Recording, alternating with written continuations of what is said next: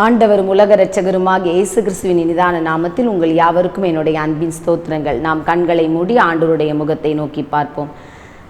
எங்களை நேசித்து இம்மட்டும் வழி நடத்துகிற எங்கள் அன்புள்ள பரம தகப்பனே, இதோ இந்த நாளிலே உம்முடைய சன்னிதானத்திலே ஆண்டவரே உம்முடைய முகத்தை நோக்கி பார்த்து உம்முடைய வார்த்தைக்காக காத்திருக்கிற இந்த பிள்ளைகள் ஒவ்வொருவரையும் உம்முடைய கரத்திலே நான் கொடுத்து ஜெபிக்கிறேன் ஐயா. என்னிடத்தில் வருகிறவனை நான் புறம்பே தள்ளுவதில்லை என்று சொன்ன வேத வசனத்தின்படி உம்மை நம்பி ஆண்டவரே இந்த உலகத்திலே வாழ்ந்த நாட்களிலே வந்த ஒரு மனிதனையும் ஒரு மனுஷியையும் ஆண்டவரே புறம்பே தள்ளாத என் ஆண்டவர் இதோ எதிர்பார்ப்புகளோடு என் ஆண்டுடைய சன்னிதானத்திலே காத்திருக்கிற இந்த பிள்ளைகள் யாராயிருந்தாலும் எப்பேற்பட்ட சூழ்நிலையின் மத்தியிலே ஆண்டவரே உம்மை நோக்கி பார்த்து ஜெபித்து கொண்டிருக்கிறார்களோ அந்த காரியத்திலே ஆண்டவரே நீர் இந்த பிள்ளைகளுக்கு போதுமானவராயிருந்து உம்முடைய அற்புதங்களையும் உம்முடைய அதிசயங்களையும் உம்முடைய வல்லமையையும் நீர் விளங்க பண்ண வேண்டும் என்று அடிமை ஜெபிக்கிறேன் ஐயா. இதோ சிலுவையை பற்றிய உபதேசம் கெட்டு போகிறவர்களுக்கு பைத்தியமாயிருக்கிறது, ரட்சிக்கப்படுகிற எங்களுக்கோ அது தேவ பலனாய் இருக்கிறது என்று சொல்லி ஆண்டவரே பவுல் அப்போஸ்தலன் சொன்ன வண்ணமாக அந்த தேவ பலனை நாங்கள் ஒவ்வொரு நாளும் பெற்று உமக்குள்ளே வாழ்ந்து அநேகருக்கு ஆசீர்வாதமாயிருக்க கர்த்தர் ஆண்டவரை ஒவ்வொரு பிள்ளைகளுடைய வாழ்க்கையிலும் நீர் பெரியவராயிருந்து பெரிய காரியங்களை செய்ய வேண்டும் என்று அடிமை ஜெபிக்கிறேன் ஐயா. கடந்த நாட்கள் முழுவதும் உடைய பாதுகாப்பின் வட்டத்துக்குள்ளே வைத்து இந்த உலகத்தின் சூழ்நிலைகளும் ஆண்டவரே சீதோஷ்ண நிலைகளும் எங்களுக்கு சாதகமற்ற நிலையிலும் நீர் ஆண்டவரே எங்களை பாதுகாத்து பராமரித்து நாங்கள் கடந்து போன எல்லா பாதைகளிலும் உடைய மகிமையின் வட்டத்துக்குள்ளே நீர் எங்களை வைத்துக் கொண்டீரே, அதற்காக உமக்கு நன்றி செலுத்துகிறோம். இன்னும் ஆண்டவரே இதுவரை நடத்தினவர் இனிமேலும் எங்களை நடத்துவார் என்று சொன்ன விசுவாசத்தோடு ஒவ்வொரு நாளும் ஆண்டவரே உமக்கு பயந்து உமக்கு பிரியமாய் வாழ எங்கள் ஒவ்வொருவருக்கும் அனுக்கிரகம் செய்வீராக. இப்பொழுதும் ஆண்டவரே நீர் எங்களோடு பேசுவீராக. உம்முடைய மெல்லிய சத்தத்தை நாங்கள் கேட்க அதின்படி வாழ எங்கள் ஒவ்வொருவருக்கும் உதவி செய்வீராக. இயேசு கிறிஸ்துவின் மூலம் ஜெபம் கேளும் அன்பின் பிதாவே, ஆமேன். அல்லேலூயா, அல்லேலூயா, அல்லேலூயா. ஒரு புதிய நாளை ஆண்டவர் கிருபையாக நமக்கு கூட்டி கொடுத்திருக்கிறார். அதற்காக நாம் ஆண்டவருக்கு நன்றி செலுத்துவோம். இந்த நாளிலும் சிந்தனைக்கு ஆதாரமாக எடுத்துக்கொண்ட வேத பகுதி 1 கொரிந்தியர் 1:18 1 கொரிந்தியர் 1:18 இப்படியாய் சொல்லுகிறது: சிலுவையை பற்றிய உபதேசம் கெட்டு போகிறவர்களுக்கு பைத்தியமாயிருக்கிறது, ரட்சிக்கப்படுகிற நமக்கோ அது தேவ பலனாய் இருக்கிறது என்று சொல்லி நாம் இங்கே பார்க்கிறோம். இந்த உலகத்திலே இல்ல அநேகர் ஆண்டவராக இயேசு கிறிஸ்து பிறந்ததையோ மரித்ததையோ உயிரோடு எழும்பினதையோ அநேகர் என்ன பண்ணுவதில்லை, விசுவாசிப்பதில்லை. அவர் மரித்தது வரைக்கும் கூட அநேகர் நம்புகிறார்கள், ஆனால் உயிரோடு எழும்பினதை அநேகர் நம்பவில்லை. ஆனால் ஆண்டவராக இயேசு கிறிஸ்துவின் இரத்தத்தினால் கழுவப்பட்ட உங்களுக்கும் எனக்கும் சிலுவையிலே ஆண்டவராக இயேசு கிறிஸ்து சிந்தின அந்த இரத்தத்தின் வல்லமை எப்படிப்பட்டதாய் இருக்கிறது என்று சொல்லி வேதம் சொல்கிறது, அது தேவ பலனாய் இருக்கிறது என்று சொல்லி. அதுவரை ஆண்டவராக இயேசு கிறிஸ்து அந்த சிலுவை மரத்திலே தொங்கி நமக்காக இந்த உலகத்தின் பாவத்தை சுமந்து இருக்கிற தேவாட்டுக்குட்டியாய் தம்முடைய ஜீவனை கொடுக்கும் வரைக்கும் அந்த சிலுவை மரணம் எப்படிப்பட்டதாய் இருந்தது? அது ஒரு சாபத்தின் சின்னமாக கொலை செய்தவர்கள், குற்றவாளிகள், கொடிய அரசாங்கத்துக்கு விரோதமாக பலவிதமான தவறுகள் செய்தவர்களுக்கு கொடுக்கப்பட்ட ஒரு கொடிய தண்டனை தான் சிலுவை மரணம். ஆனால் நம்முடைய ஆண்டவராக இயேசு கிறிஸ்து என்றைக்கு அந்த சிலுவை மரணத்திற்கு தன்னை ஒப்பு கொடுத்து பிதாவின் சித்தத்தை நிறைவேற்றினாரோ அன்றைக்கு அந்த சிலுவையிலே சிந்தின என் ஆண்டவராகிய இயேசு கிறிஸ்துவின் இரத்தம் எப்படிப்பட்டதாய் மாறினது? அது ஒரு வெற்றியின் சின்னமாக, அது ஒரு ஜெயத்தின் சின்னமாக மாறி போனது. அப்ப இந்த சிலுவையில சிந்தின இந்த இரத்தத்தின் வல்லமையினால் நமக்கு முதலாவது என்ன கிடைக்கிறது? எப்படிப்பட்ட ஆசீர்வாதங்கள் எல்லாம் இந்த சிலுவையினால் நமக்கு கிடைக்கிறது என்று சொல்லி நாம் பார்ப்போமானால், முதலாவது இந்த சிலுவையிலே ஆண்டவராக இயேசு கிறிஸ்து சிந்தின இரத்தத்தின் வல்லமை நம்முடைய பாவங்களை மன்னித்து நம்ம என்ன பண்ணுகிறது? பரிசுத்தமாய் மாற்றுகிறது. இரண்டாவதாக நம்முடைய வாழ்க்கையிலே காணப்படுகிற சாபங்கள், முன்னோரின் சாபங்கள் அல்லது தலைமுறையின் சாபங்கள் அல்லது நம்முடைய குறைவுகளினால் குற்றங்களினால் வருகிற சாபங்கள் எல்லாவற்றையும் மனம் திரும்பும் பொழுது அந்த சாபங்களை ஆசீர்வாதமாய் மாற்றுகிறது. ஏசாயா 53:4 நாம் வாசிக்கும் பொழுது, மெய்யாகவே அவர் நம்முடைய பாடுகளை ஏற்றுக்கொண்டு நம்முடைய துக்கங்களை சுமந்தார். அப்போ நம்முடைய வாழ்க்கையிலே காணப்படுகிற அநேக பாடுகள், அநேக பிரச்சனைகள் மனிதர்களால் வருவது, பலவிதமான சூழ்நிலைகளால் வருகிற எல்லா பாடுகளையும் நம்முடைய ஆண்டவர் ஏற்றுக்கொண்டு நம்முடைய துக்கங்களை என்ன பண்ணுகிறார்? அவர் சுமந்ததற்கு அடையாளமாக அந்த சிலுவை சிலுவை மரணம் காணப்படுகிறது. அடுத்ததாக நாம் பார்க்கும் பொழுது ஆண்டவராகிய இயேசு கிறிஸ்து இப்படியாய் சொன்னார், நம்முடைய பலவீனங்களை அவர் ஏற்றுக்கொண்டு நம்முடைய நோய்களை அவர் சுகமாக்குகிறார் இல்லையா. அந்த சிலுவையிலே சிந்தின அந்த இரத்தத்தின் வல்லமை நம்முடைய பலவீனங்களிலே நம்மை பலப்படுத்துகிறதாய், நம்முடைய நோய்களை குணமாக்குகிறதாய் அந்த ஆண்டவராகிய இயேசு கிறிஸ்துவின் இரத்தத்தின் வல்லமை காணப்படுகிறது. அது மாத்திரமல்லாமல் உலகம் தரக்கூடாத சமாதானம், இந்த உலகத்திலே அநேக மனிதர்கள் இல்ல மற்றவர்களுடைய பார்வையிலே அழகாய் தோன்றலாம், ஆனால் உள்ளான வாழ்க்கையிலே சமாதானத்தை இழந்து, சந்தோஷத்தை இழந்து, நிம்மதியை இழந்து, வெளிக்கு நன்றாயிருப்பது போல நடித்து கொண்டிருந்தாலும் உள்ளான வாழ்க்கையிலே சமாதானத்தை இழந்து, அமைதியை இழந்து காணப்படுகிறவருடைய வாழ்க்கையிலே இந்த சிலுவையிலே சிந்தின இரத்தம் எதை கொடுக்கிறது? சமாதானத்தை கொடுக்கிறது. ஆண்டவராகிய இயேசு கிறிஸ்து எதை கொடுக்கிறார்? சமாதானத்தை கொடுக்கிறார். எல்லாவற்றுக்கும் மேலாக பிசாசின் கிரியைகள் இல்ல, பிசாசினால் உண்டாகிற துர்க்கிரியைகள் எல்லாவற்றையும் அழிக்கும்படியாக நம்முடைய ஆண்டவர் அந்த கல்வாரியிலே தம்முடைய கடைசி சொட்டு இரத்தம் வரைக்கும் சிந்தினார். அப்ப இந்த இரத்தத்தை சிந்துவதற்கு இல்ல ஆண்டவராகிய இயேசு கிறிஸ்து என்ன செய்தார் இல்லையா, அவருடைய வாழ்க்கையின் மூலம் நாம் பெற்றுக்கொள்ளுகிற பாடங்கள் என்ன, அது நம்முடைய வாழ்க்கைக்கு எப்படி தேவபலனாய் கடந்து வரும் என்று சொல்லி நாம் பார்ப்போமானால், யோவான் 6ஆம் அதிகாரம் 38ஆம் வசனத்திலே நம்முடைய ஆண்டவராகிய இயேசு கிறிஸ்து இப்படியாய் சொல்லுகிறார், என் சித்தத்தின்படி அல்ல, என்னை அனுப்பினவருடைய சித்தத்தின்படி செய்யவே நான் வானத்திலிருந்து இறங்கி வந்தேன் என்று. இந்த இடத்திலே ஆண்டவராகிய இயேசு கிறிஸ்து சொல்லுகிறார், நான் என்னுடைய சித்தத்தை செய்வதற்காக இந்த பூமிக்கு வரவில்லை, என்னை அனுப்பின என் பிதாவினுடைய சித்தத்தை செய்வதற்காகவே நான் வந்தேன் என்று சொல்லி. அப்போ பிதாவினுடைய சித்தம் என்ன?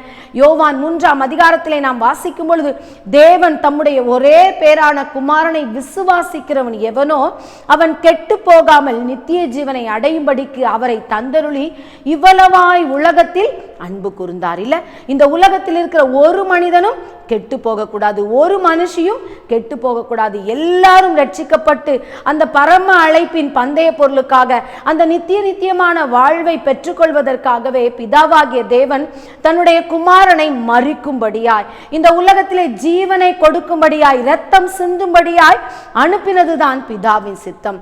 அந்த பிதாவின் சித்தத்திற்கு ஆண்டவராகிய இயேசு கிறிஸ்து சிலுவையின் மரண பரியந்தம் என்ன பண்ணினார்? அவர் கீழ்ப்படிந்தார். அப்படியே பிதாவின் சித்தத்திற்கு தன்னை ஒப்பு கொடுத்தார். இன்றைக்கு ஆண்டவருடைய சித்தம் நம்முடைய வாழ்க்கையிலே நிறைவேற நாம் என்ன பண்ண வேண்டும்? ஆண்டவருடைய சித்தத்திற்கு கீழ்ப்படுகிறவர்களாக, ஆண்டவருடைய சித்தத்திற்கு நம்மை நாமே அர்ப்பணிக்கிறவர்களாக என்ன பண்ண வேண்டும்? காணப்பட வேண்டும். அங்கே 1 யோவான் 5ஆம் அதிகாரம் 14ஆம் வசனத்தை நாம் பார்க்கும் பொழுது வேதம் இப்படியாய் சொல்லுகிறது. 1 யோவான் 5ஆம் அதிகாரம் 14ஆம் வசனம், நாம் எதையாகிலும் அவருடைய சித்தத்தின்படி கேட்டால் அவர் நமக்கு செவி கொடுக்கிறார் என்பதே அவரை பற்றி நாம் கொண்டிருக்கிற தைரியம் என்று சொல்லி இங்கே வேதம் அழகாய் நமக்கு கற்றுக் கொடுக்கிறது. அப்போ நம்முடைய ஜெபங்கள் எப்படிப்பட்டதாய் இருக்கிறது?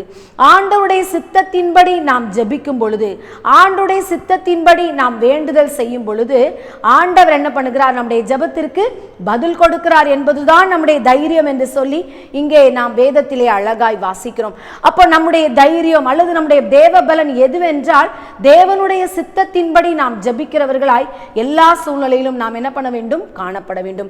நாம் அநேக விண்ணப்பங்களை வைத்து ஆண்டவருடைய சமூகத்திலே ஜெபிக்கிறோம் இல்லையா? நம்முடைய குடும்பத்தின் ஆசீர்வாதத்திற்காக ஜெபிக்கிறோம், நம்முடைய பிள்ளைகளுடைய படிப்பு, நம்முடைய பிள்ளைகளுடைய திருமண காரியம், நம்முடைய பிள்ளைகளுக்கு நல்ல ஒரு வேலை கிடைக்கும்படியாக, அல்லது நம்முடைய வாழ்க்கையிலே நம்முடைய கைகளின் பிரயாசத்தை ஆண்டவர் ஆசீர்வாதம் தரும்படியாக, செய்கிற தொழிலை ஆசீர்வதிக்கும்படியாக, அல்லது கற்பத்தின் கனியை ஆண்டவர் நமக்கு தரும்படியாக, அல்லது நம்முடைய வாழ்க்கையிலே காணப்படுகிற கடன் பிரச்சனை மாறி ஆசீர்வாதம் உண்டாகும்படியாக, இப்படி அநேக தேவைகளுக்காக நாம் ஆண்டவருடைய சன்னிதானத்திலே ஜெபிக்கிறோம். நாம் எப்படி ஜெபிக்க வேண்டும்? ஆண்டவருடைய சித்தத்தின்படி ஜெபிக்கும் பொழுது ஆண்டவர் நம்முடைய விண்ணப்பங்களை கேட்டு நமக்கு உதவி செய்ய அவர் போதுமானவராய் இருக்கிறார். ஒருவேளை வேதனையான தருணங்கள், துக்கமான சம்பவங்கள் நம்முடைய குடும்பத்திலே நாம் காணப்படும் பொழுது, அல்லது எதிர்பாராத போராட்டங்கள், விபத்துகளை நாம் சந்திக்கும் பொழுது, அல்லது மருத்துவர்கள் கைவிடப்படுகிற பலவிதமான வியாதிகள் நம்முடைய சரீரத்தை வந்து தாக்கும் பொழுது நாம் என்ன பண்ணுகிறோம்? அங்கலாய்த்து போய் விடுகிறோம். ஆனால் நம்முடைய ஜெபம் எப்படியா இருக்க வேண்டும்? ஆண்டுடைய சன்னிதானத்தில் நாம் இருக்கிற எந்த விண்ணப்பமானாலும் ஆண்டுடைய சித்தத்தின்படி அவர் எனக்கு விடுதலை தருவார். சிலுவையை பற்றிய உபதேசம் கெட்டு போகிறவர்களுக்கு பைத்தியம், ஆனால் ரட்சிக்கப்பட்ட எனக்கோ இது எப்படியா இருக்கிறது? தேவபலனாய் இருக்கிறது. அவராலே செய்யக்கூடாத அதிசயமான காரியம் இந்த உலகத்திலே ஒன்றுமில்லை என்று சொல்லி நாம் அவரை விசுவாசித்து நம்முடைய சாபங்கள் நீங்க, நம்முடைய சாபங்கள் ஆசீர்வாதமாய் மாற, நம்முடைய தரித்திரம் நீங்க, ஆண்டவர் நம்முடைய கையின் பிரயாசத்தை ஆசீர்வதிக்க அவருடைய சித்தத்தை உணர்ந்து, ஆண்டவரே நான் என்ன செய்ய சித்தமாய் இருக்கிறீர் என்று சொல்லி அவருடைய சித்தத்தை உணர்ந்து அவருடைய சமூகத்திலே நாம் காத்திருந்து ஜெபிக்கும் பொழுது அவர் நம்மை நேராய் நடத்த அவர் போதுமானவராய் இருக்கிறார். மத்தேயு 8:1 முதல் 4 வரைக்கும் நாம் வாசிக்கும் பொழுது ஆண்டவராக இயேசு கிறிஸ்து மலை பிரசங்கத்தை முடித்துவிட்டு மலையிலிருந்து இறங்கி வருகிறார். திரளான கூட்ட ஜனங்கள் அவர் பின்பாக கடந்து வருகிறார்கள். அப்பொழுது அந்த ஒரு குஷ்டரோகம் உள்ள ஒரு மனிதன் தன்னுடைய தேவைக்காக இல்ல, சமுதாயத்தால் ஒதுக்கப்பட்டு குடும்பத்தால் தள்ளப்பட்டு ஒன்றுமில்லாத சூழ்நிலையிலே அந்த குஷ்டரோக வியாதியினால் பாதிக்கப்பட்டு யார் என்னை விடுதலையாக்குவார்கள் என்று சொல்லி வேதனையின் மத்தியிலே அந்த இடத்திலே அந்த ஒருவேளை அந்த ஆண்டவராக இயேசு கிறிஸ்து மலையிலே இந்த பகுதியிலே பிரசங்கம் பண்ணி கொண்டிருக்கும் பொழுது ஒருவேளை மலையின் அடிவாரத்திலிருந்து மறுபக்கத்திலிருந்து அந்த பிரசங்கத்தை என்ன பண்ணியிருக்கலாம், ஒருவேளை கேட்டுக்கொண்டிருந்திருக்கலாம். அவருக்குள் ஒரு விசுவாசம் வருகிறது. நான் அவருடைய சித்தத்தின்படி இந்த ஆண்டவருடைய சமூகத்திலே போ, நான் ஜெபிப்பேனானால் எனக்கு அவர் சுகம் தருவார் என்கிற ஒரு விசுவாசம் அந்த குஷ்டரோகம் உள்ள மனிதனை தொற்றிக் கொண்டது. அவருடைய வார்த்தையை கேட்ட பொழுது அவருக்குள் என்ன வந்தது? விசுவாசம் வந்தது. இங்கே வேதம் அழகாய் சொல்லுகிறது. மத்தேயு 8:2 அவர் ஓடி வந்து ஆண்டவருடைய பாதபடியை பற்றி கொண்டு அவருடைய பாதத்திலே விழுந்து இப்படியாய் கேட்கிறார், ஆண்டவரே உமக்கு சித்தமானால் என்னை சுத்தமாக்க உம்மால் ஆகும் என்று சொல்லி ஆண்டுடைய சித்தத்துக்கு ஒப்பு கொடுத்து அவரால் என்னை சுகமாக்க முடியும் என்று சொல்லி விசுவாசித்து ஆண்டுடைய பாதத்திலே அவர் விழுந்து கிடக்கிறதை நாம் பார்க்கிறோம். உடனே ஆண்டவர் அத்தனை ஜனக்கூட்டத்தின் மத்தியிலே தன்னை நம்பி வந்த இல்ல, தம்மை நோக்கி பார்த்த கைவிடப்பட்ட சூழ்நிலையில் மனிதனுடைய அபல நிலையை அவர் பார்த்து அந்த மனிதனுக்கு அவர் உதவி செய்கிறார். எனக்கு சித்தம் உண்டு, நீ சுத்தமாகு என்று சொல்லி அங்கே அவருக்கு உதவி செய்கிறதை நாம் பார்க்கிறோம். இன்றைக்கு ஆண்டுடைய சன்னிதானத்திலே இந்த தேவ செய்தியை கேட்டுக்கொண்டிருக்கிற என் அன்பு தேவ பிள்ளையே, நீங்கள் யாராயிருக்கலாம், நீங்கள் எப்பேற்பட்ட சூழ்நிலையின் மத்தியிலே இந்த நிகழ்ச்சியை நீங்கள் பார்த்து கொண்டிருக்கலாம். ஆண்டவராக இயேசு கிறிஸ்து பிதாவின் சித்தம் செய்தார்.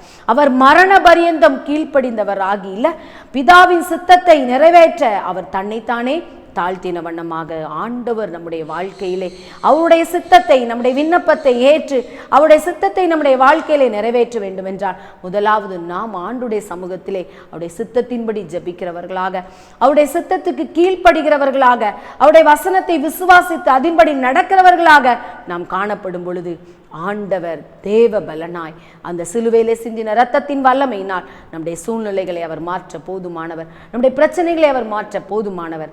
அவரை விசுவாசிப்போம், அவருடைய சித்தத்தின்படி ஜெபிப்போம், அவருடைய வசனத்தின்படி வாழ்வோம். அவர் கொடுக்கிற ஆசீர்வாதங்களை சுதந்தரித்து அநேகருக்கு ஆசீர்வாதமாயிருப்போம். அப்படிப்பட்ட கிருபைகளை சர்வ வல்லமை பொருந்திய நம்முடைய ஆண்டவர் தாமே நம் ஒவ்வொருவருக்கும் தந்தருள்வாராக. ஆமென். ராசமாசல் கொண்டு ஆண்டவரே சொல்லித்தரா, சிலுவையின் உபதேசம் கெட்டுப்போருக்கு தேவப்பெல்லாம் இருக்கிறது. ரட்சிக்கப்படுவர்களுக்கு கெட்டுப்போது பைத்தியம், ரட்சிக்கப்படுவது தேவப்பெல்லாம் இருக்கிறார். இந்த வசனத்தை கொண்டு இந்த மகளை கொண்டு பேசினீர். இப்போ நிகழ்ச்சியாக பார்த்துட்டு இருக்காங்க. இவருக்காக ஜெபிக்கிறது. ஆமோஸ் 3:7 கர்த்தராகி ஆண்டவர் தீர்க்கதரிசிகளாயும் ஊழியக்காரருக்கு எழுகிறார். மிகவும் அற்புதம், மிகவும் அற்புதம். ஒருவேளை இது நடக்குமா நடக்காதா? இந்த நிகழ்ச்சி பார்க்குற ஒவ்வொரு ஆசீர்வதிக்கிறார். தில்லுவில் சிந்தப்பட்ட ரத்தம் ஒரு தலைந்து பார்க்குறது. ஒரு குகைக்குள்ளே ஒரு மகளை அடைச்சி வச்சுருக்காங்க. வெளியே விடுவாங்களா? விடமாட வெளியே விடுவாங்க, வந்துட்டாவா? அதே போல் உங்கள் வீட்டில் எந்தெந்த கட்டுக்குள்ளே இருக்கெல்லாம் அறுத்து போட்டுட்டு எல்லா ஆசீர்வாதத்தையும் தேவன் கொடுக்கிறார். ஒரு வீடு கட்டி முடிக்காமல் இருக்குது, அந்த வீடு கட்டக்கூடும். குடும்பத்தில் பண கஷ்டம், அந்த பணம் தருகிறார். ஒரு மூட்டை பொருளை வீட்டுக்கு வச்சு சமைச்சு சாப்பிட முடியலையே, கலங்குறாங்க. இங்கே கலங்காத, பயப்படாத, உனக்கு ஆசீர்வாதம், குடும்பத்துக்கு ஆசீர்வாதம். என்ன கொஞ்சம் ஆக்கல, அநேக மாற்றம் வரும். பார்த்துக்கிடுங்க. உங்கள் வீட்டை பாதுகாப்பேன், குடும்பத்தை பாதுகாப்பேன், பிள்ளைகளை பாதுகாப்பேன். எந்தெந்த ஆசீர்வாதம் உங்களுக்கு வர வேண்டியிருக்கோ எல்லாம் வரும். 3 மாதத்துக்குள்ள எல்லாமே மாறும். ஆவியான கிரீசுவாராக ஒரு கூடாரத்துக்குள்ளே தேவி செய்தி கொடுக்க ஊழியக்காரர்கள்லாம் வந்து கர்த்தரை தேடணும். உண்மை கிடையாது, உத்தமம் கிடையாது. நானும் ஊழியக்காரங்கன்னே இருக்கிறாங்க. இல்லை, நீங்கள் ஊழியக்காரங்களே இல்லை. கொஞ்ச நாள் நீங்கள் ஊழியமே செய்ய மாட்டீங்க. நீங்கள் தவறான வழியில் இருக்கிறீங்க என்று கர்த்தர் சொல்லுகிறார். ஒரு அற்புதம் இல்லை, இரு அற்புதம் இல்லை, எல்லா ஆசீர்வாதங்களையும் தந்து உங்களையும் ஆசீர்வதிக்கிறேன், குடும்பத்தை ஆசீர்வதிக்கிறேன். இந்த நிகழ்ச்சி ஒரு தனித்தனியாக ஆசீர்வதியும். ஒருவரும் ஊழிய செய்வீங்க, ஒரு சனிக்கிழமை உபவாசம் வாங்க, அதிகாலை ஜெபத்துக்கு வாங்க, கர்த்தர் உங்களை ஆசீர்வதிப்பாராக. ஆமே ஆமே ஆமே. மேலும் தேவ ஊழியரை நீங்கள் தனித்தனியாக சந்தித்து ஜெபிக்க விரும்பினார் ஒவ்வொரு நாளும் அதிகாலை 5 மணி முதல் காலை தொழுகையில் நீங்கள் கலந்து கொண்டு சகோதரர் அவர்களை சந்தித்து ஜெபித்துக் கொள்ளலாம். மேலும் விவரங்களுக்கு தொடர்பு கொள்ள சுவிசேஷகர் எஸ். தங்கசாமி, தொலைபேசி எண் 26574550, 26574551, செல்போன் 9383344445. புத்தூர் அதிசய பெராக்கா தீர்க்க தரிசன ஊழியங்கள் நடத்தும் பரிசுத்த உபவாச ஜெப கொடுகை நடைபெறும் இடம் அதிசய பெராக்கா தீர்க்க தரிசன ஊழியங்கள் 71 மௌனசாமி தெரு, அம்பத்தூர் ஓச்சி. இதில் சிறப்பு ஜெபம் மற்றும் தேவ செய்தி அளிக்க இருக்கின்றவர் தீர்க்கதரிசி சுவிசேஷகர் எஸ். தங்கசாமி அவர்கள். அன்பானவர்களே, இந்த உபவாச கூட்டத்தில் கலந்து கொண்டு தேவ ஆசீர்வாதங்களை பெற்று செல்ல அன்புடன் அழைக்கப்படுகின்றீர்கள். தேவைகளுக்கும் மேலும் ஆலோசனைகளுக்கும் நீங்கள் தொடர்பு கொள்ள வேண்டிய முகவரி சுவிசேஷகர் எஸ். தங்கசாமி, 71 மௌனசாமி தெரு, அம்பத்தூர் ஓச்சி, சென்னை 53.